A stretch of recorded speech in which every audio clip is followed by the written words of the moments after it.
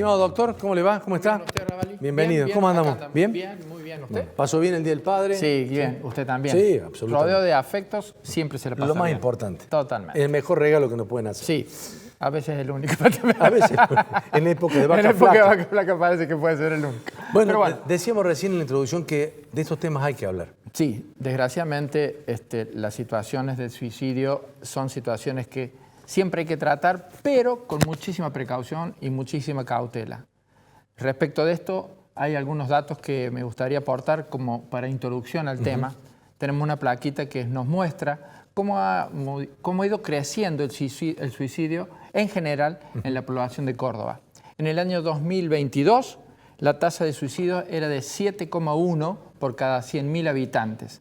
Pero para el 2023 ya creció a 8,1. Un punto más. Un punto más, lo que implica un 13% de crecimiento en un año. Y para el 2024 esta tasa fue a 8,9. Es decir que... Casi otro punto más. Casi otro punto más. Es decir que esta situación viene creciendo, pero sin embargo no veo que en las discusiones públicas se tome este tema.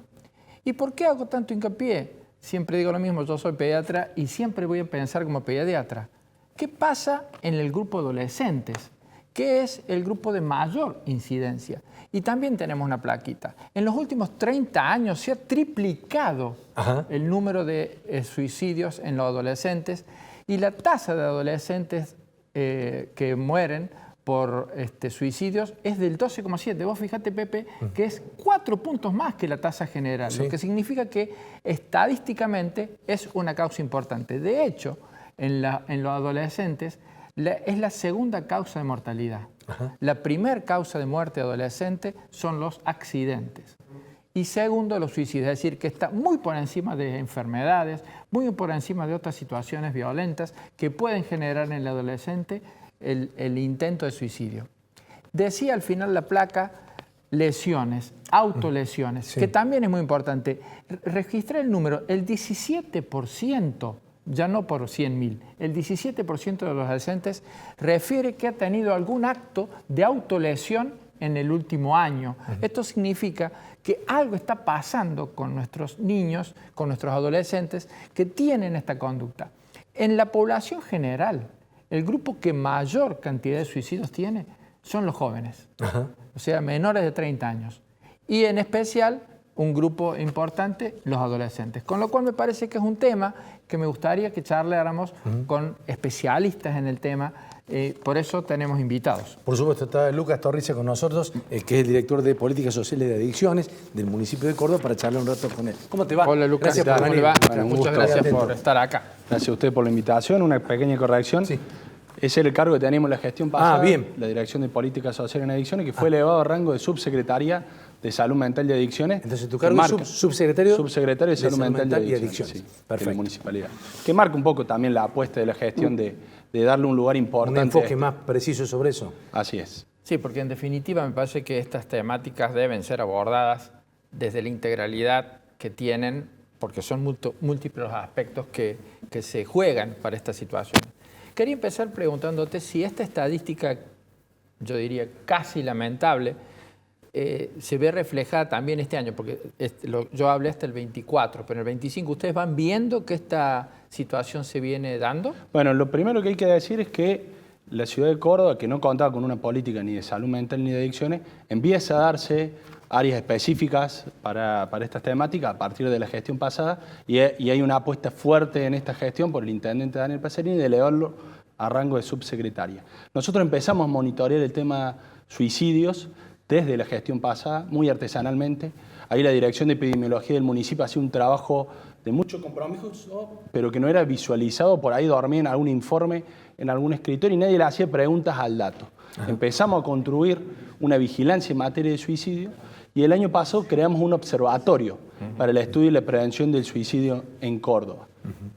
Ese observatorio nos permite, por un lado, hacer una vigilancia del suicidio, de los suicidios consumados en la ciudad de Córdoba, y por otro lado, crear una mesa intersectorial de instituciones que trabajan la problemática. En ese sentido, la ciudad de Córdoba viene haciendo punta en el país. En ningún lugar del país se genera entre todos los que trabajan, tocan el tema de alguna forma u otra, un espacio de concertación, de intercambio de datos, pero sobre todo una agenda de trabajo.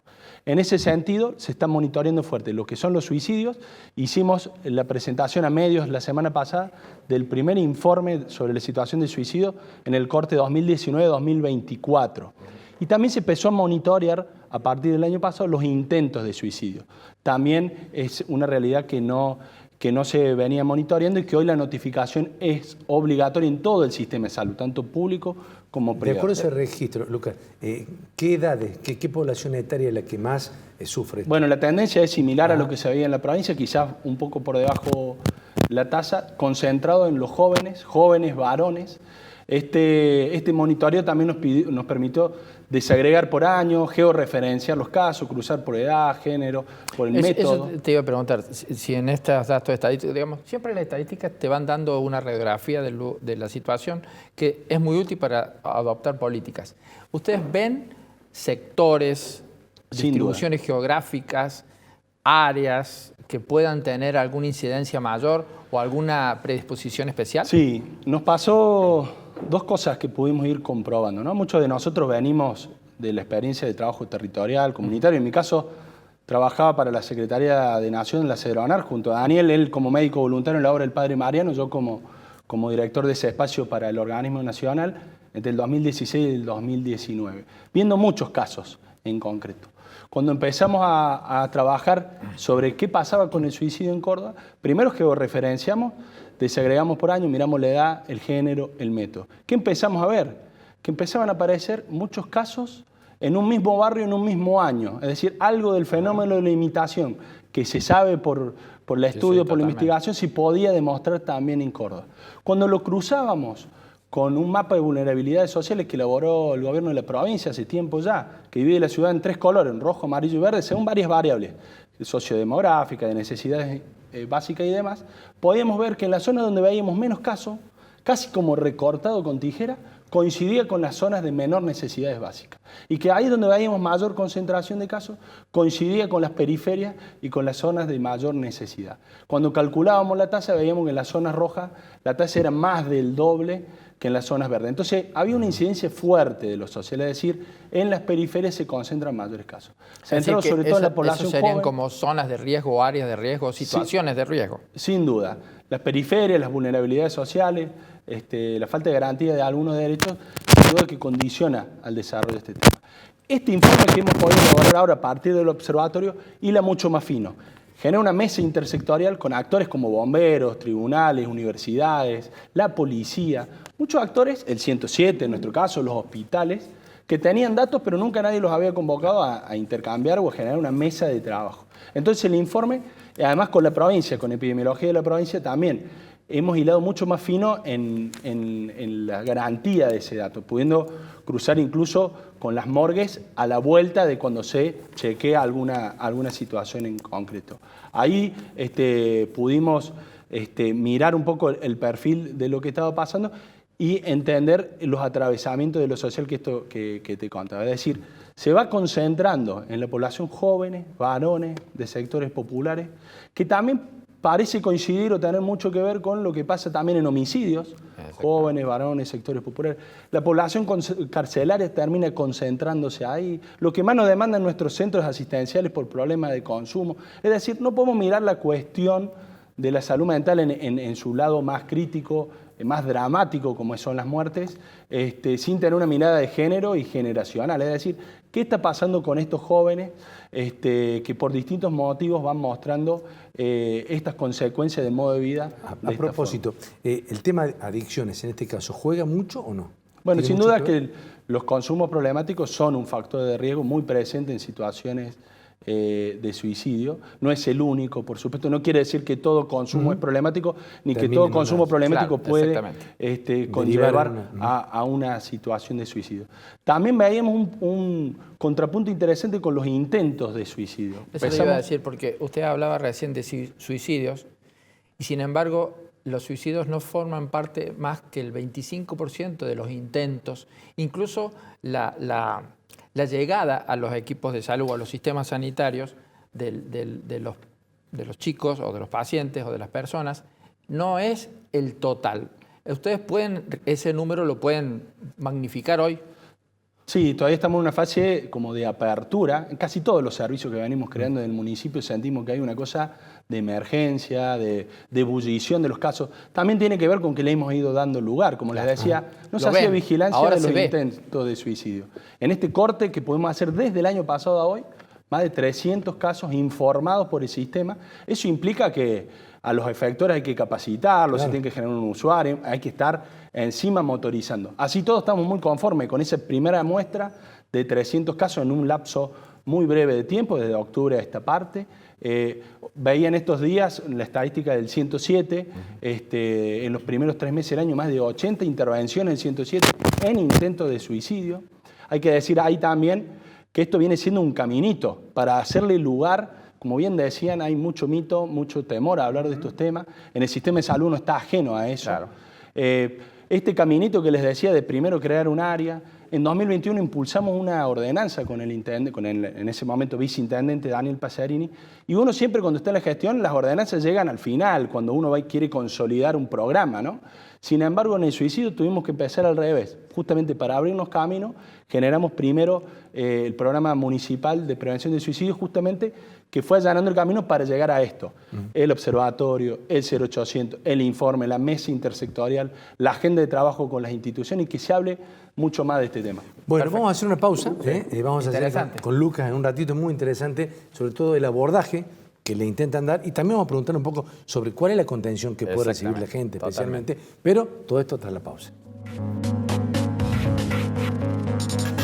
Bueno, seguimos con Lucas Torrice, que es el subsecretario de Salud Mental de la comuna, para corregir su cargo, pero dando a entender una focalización más interesante sobre esto que es un drama, imagino, para un montón de familias, la pérdida de un ser querido por estas circunstancias. Sí, ¿no? incluso es un drama social, porque afecta a nuestro futuro, digamos, si los jóvenes tienen un sistema empático que los contenga, probablemente terminen teniendo estas conductas. Eso te quería preguntar. Hasta ahora hemos hablado de cuáles serían los factores de riesgo. Vos muy bien hablaste de las geolocalizaciones, de la falta de sistemas de control, de sistemas de contención. ¿Qué factores protectores podés ver vos en tu experiencia como para que tengamos una mirada también propositiva hacia ese tipo de problemáticas?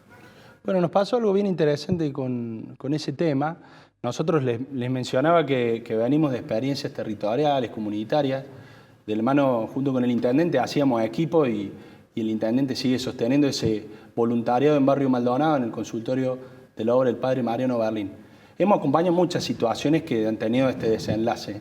Sin embargo, esperamos, cuando empezamos a monitorear el tema, que esa zona de la ciudad encabezara por ahí las listas, donde nosotros empezamos a calcular la tasa de la ciudad, la tasa por barrio y demás. Y sin embargo no.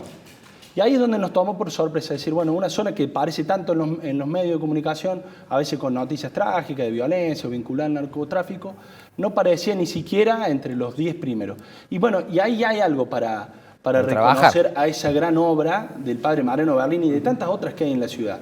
Nosotros sí vemos una relación interesante entre esa infraestructura comunitaria capaz de alojar y acompañar, que puede tener que ver con algo específico en relación a las adicciones a la salud mental, como es el caso de la obra del Mariano, que tiene casas convivenciales, dispositivos ambulatorios, cooperativas de trabajo, pero también con un montón de otros espacios que hacen prevención específica o inespecífica, pero sobre todo hacen lazo, hace entramado comunitario, ¿no? El curso, el taller, la organización social, la iglesia, el culto. Bueno, todos aquellos que cuidan, evidentemente, logran alojar algo de esto y prevenir un montón de situaciones. La obra del padre Mariano, todos los días, como otras en la ciudad, que por suerte, porque la ciudad de Córdoba cuenta con una riqueza enorme en sus organizaciones comunitarias y sociales, todos los días reciben personas que han sufrido, que están sufriendo problemáticas muy graves de salud mental. Sin embargo, veíamos que en pequeños asentamientos con quizás menos presencia de organización comunitaria había más concentración de casos en relación a la cantidad de habitantes. Bueno, ahí también un llamado de atención para fortalecerlo. Primero, a fortalecer en algunos territorios, a la par de la infraestructura urbana, tiene que ver con el acceso a la salud mental, el abordaje de la problemática de los consumos y sobre todo fortalecer esto del entramado social, ¿no? Sí, esto me parece también un dato importante a destacar, es la posibilidad de ayudar a las familias, que son el primer, o deben ser, o por lo menos eso creo, la primer barrera, el primer núcleo de contención que puede tener un adolescente. Sin duda, y sobre todo para disipar consultas en relación a esa materia. Nosotros, como también el siguiente paso para abrirle paso al hablar de la emergencia en salud mental, ¿no? Todo lo emergente que hay post pandemia en relación a estos temas, creamos un protocolo para el abordaje de las urgencias en todo el sistema de salud que trabaja en la ciudad, provincia, municipio y universidades, ¿no? ¿Cómo es? Ese protocolo fue presentado en mayo del año pasado por el gobernador y por el intendente, y por primera vez nos pusimos de acuerdo, el sistema de salud, en algunas definiciones, criterios, funcionamiento, un flujograma, a qué le llamamos un código rojo de salud mental. Eso permitió que el 107 incorpore formalmente estas realidades y que pueda hacer valoración en domicilio, traslado. La salud mental históricamente ocupó un lugar más bien relegado en el sistema de salud y una respuesta muy atomizada. Tener o no salud mental en un centro de salud tenía que ver si había un especialista. Claro. Es decir, si no hay un psicólogo o un psiquiatra, acá no se habla de salud mental. Y eso es un problema, porque la salud mental es parte de la salud integral. Por eso todas las reparticiones tienen que incorporar herramientas y visión sobre esto. El Código Rojo de la ciudad de Córdoba versa sobre las autolesiones, los intentos de suicidio, las intoxicaciones o las excitaciones o inhibiciones psicomotrices. Eso fue un primer paso de un ordenamiento que nos permitió ir haciendo desandar este tema. Ante el intento, ¿cómo actúa el sistema? Bueno, tenés muchas vías de acceso para plantear alguna situación. Por ejemplo, cuando nosotros creamos el Observatorio del Suicidio, creamos a la par un servicio de escucha, un 0800, que veo que lo ponemos en pantalla. Lo están poniendo en pantalla, que permite que un profesional reciba la consulta inmediatamente y pueda orientar, acompañar o activar el protocolo de salud mental. Hoy, si ustedes hablan con las fuerzas que intervienen ante las urgencias, tanto de salud como de la policía, se habla del protocolo de salud mental y tiene que ver con esto, con que por primera vez una herramienta que ordena el sistema y que dispone, bueno, cómo se interviene, ¿no? Cómo se interviene tiene que ver con los lugares de mayor proximidad, la capacidad de cada institución según el nivel de complejidad de la demanda y cómo rápido no hace falta que nadie intervenga para que el sistema solo pueda ir acompañando situaciones que son muchas veces muy complejas. A la par de eso, el municipio cuenta con centros asistenciales y de prevención en los territorios, en el centro de la ciudad. Justamente eso iba a preguntarte. Sí. ¿Cuáles son, qué actividades, qué programas tienen de prevención? Hasta ahora hablamos de lo que pasa cuando se empieza a producir el hecho. Bueno, hablamos de este servicio, este 0800, atendido por psicólogos y trabajadores sociales especializados en salud mental, en el abordaje de urgencia. Tiene la virtud de funcionar las 24 horas y logramos esto siendo un municipio, porque ustedes dirán, bueno, generar una línea de asistencia 24 horas con profesionales insume mucha inversión, pero en este caso con un poco de creatividad, con voluntad y con decisión política, esta misma línea, este mismo 0800, luego de las 18 horas, se conecta lineal, literalmente conectado al servicio que sostiene el Hospital Nacional de Referencia en Salud Mental, el Hospital Bonaparte, que es como el Garrafa en la pediatría, bueno, el Bonaparte lo es en salud mental. Tiene sigue este servicio, eso, ¿no? sigue funcionando. Hubo una duda en su momento por restricciones a nivel nacional, ¿no? Sigue funcionando. A un mes de que lanzamos este servicio, se corrió fuerte la avanzada de que se iba a cerrar el hospital en octubre del año pasado, un poco por la lucha de sus trabajadores y por el prestigio, ¿no? Esa capacidad estatal que cuesta tanto construir y que es muy fácil destruir, bueno, se sostiene y este servicio sigue funcionando. Ahora, en este momento, si alguien llamara a la línea, en la opción 1, sería redireccionado. Pero hacemos equipo con ese servicio.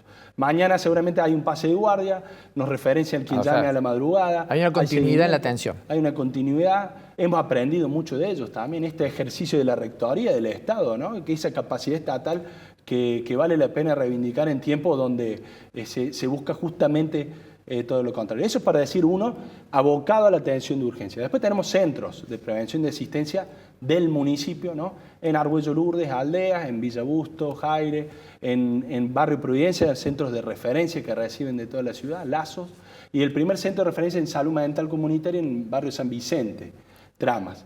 Al mismo tiempo, el municipio inició una apuesta muy novedosa a nivel país, que es la integración de algunos de estos dispositivos que en la ciudad tienen territorio ganado, en este eje que propone el intendente Pacerini de conectar, integrar y humanizar. Bueno, obras como la del Padre Mariano literalmente están integradas al sistema municipal, con la historia clínica, formando parte de la red de dispositivos. Y ahí estamos, en Maldonado, en Yapeyú, en la zona sur en Comercial, en Los Robles. Bueno, son dispositivos cogestionados con organizaciones que ya tenían un trabajo específico en la materia y se van a integrar. Está bueno que se vaya creando redes. El camino, nosotros tenemos un eslogan que el tratamiento es la red. Y en esa red estamos todos, inclusive los medios. A la par de eso se están construyendo en este momento camas de internación en el Hospital Municipal Príncipe de Asturias, un ala de internación reservada a salud mental y adicciones, de 10 camas y 4 consultorios, y 2 centros ambulatorios, uno en Parque Futura y otro en Ituzaingó.